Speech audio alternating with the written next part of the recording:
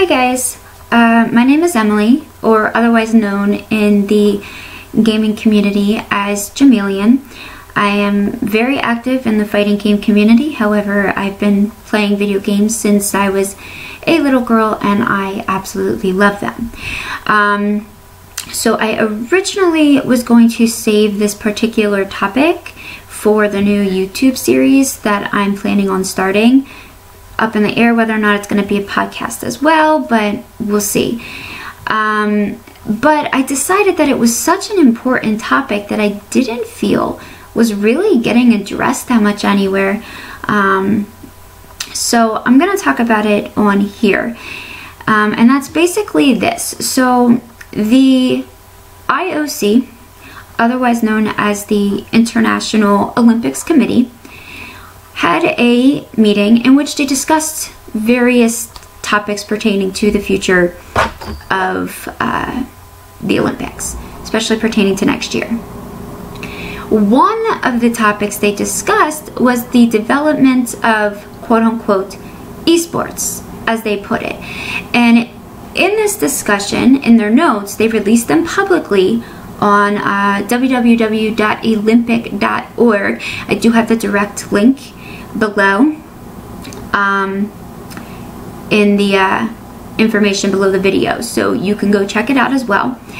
And I'm reading this straight from their website, but in their notes they say the summit discussed the rapid development of what are called quote-unquote eSports and the current involvement of various Olympic movement stakeholders.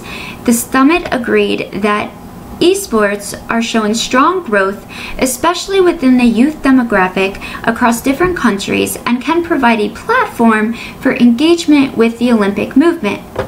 They also went on to say competitive eSports could be considered as a sporting activity, and the players involved prepare and train with an intensity which may be comparable to athletes in traditional sports.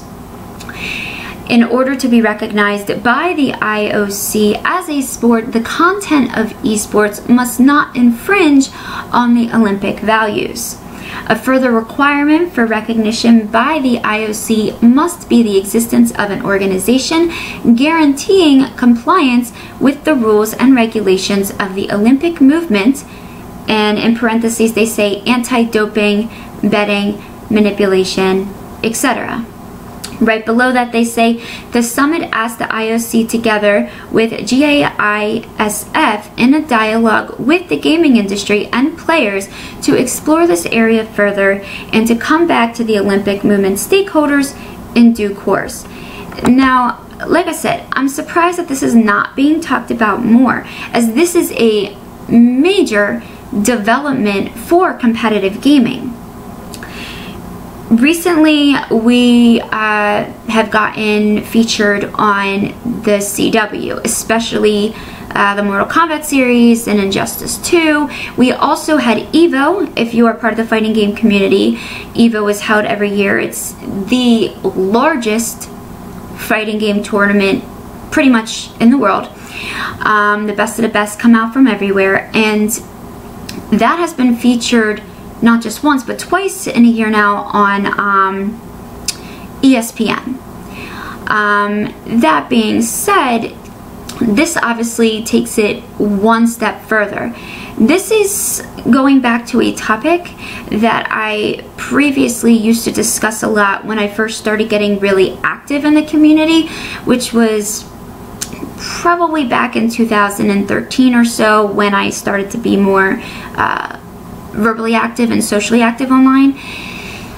I had started doing these written interviews where I was very frequently asking other players and other people in the community how they felt about if they thought the government should recognize video games as a competitive sport, or in other words, esport.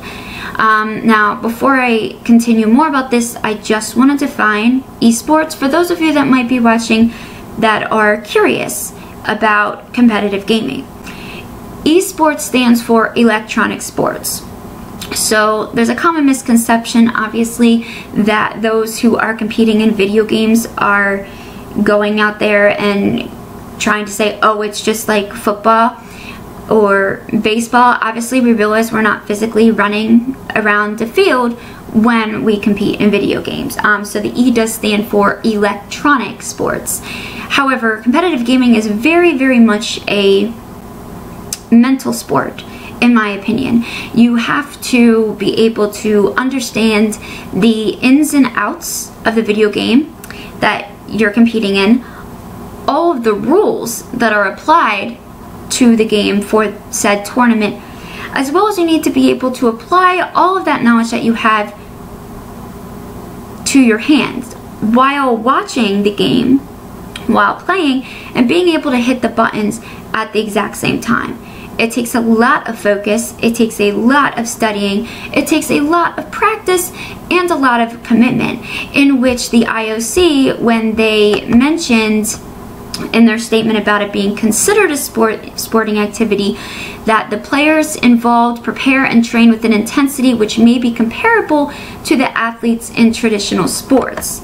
The only difference is we are not running around a field somewhere physically. We are mentally practicing, preparing, and you can even argue that there's some physicality in it because you need to be able to, you know, move your hands and your arms in a efficient manner to essentially win whatever tournament you're going to win. So this is obviously a huge step forward. This means that they are talking about the possibility. I mean, think about this. The Olympics, 2018, the first Olympics to have eSports. I mean, that is a phenomenal and huge advancement. Now, obviously, and speaking a little bit more here on my experience when it comes to the fighting game community, there are going to be issues that come along with that. They mention here that there needs to be some type of a official organization that's making sure all the regulations are met.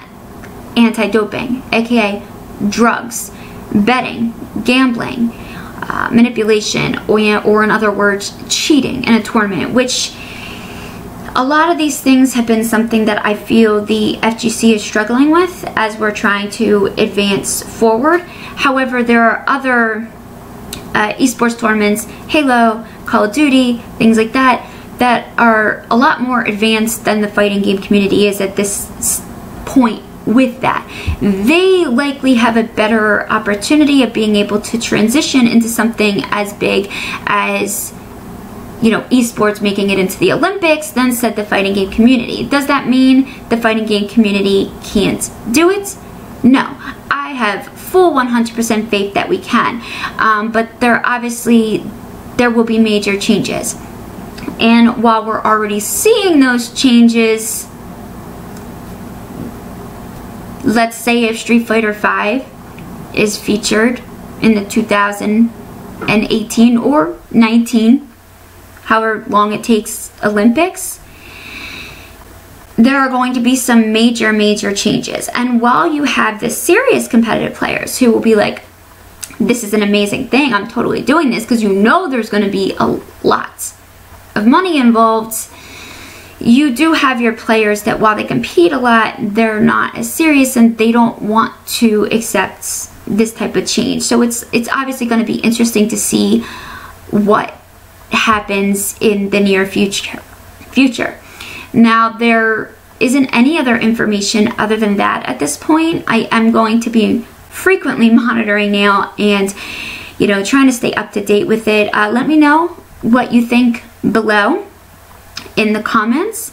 Do you think this is a good thing? Do you think it's good that esports could be transitioning finally into getting some type of government recognition and actually being in something as huge as the Olympics? Or do you think it's not a good idea? Let me know below, and until next time, have a good night, guys, and I will see you soon.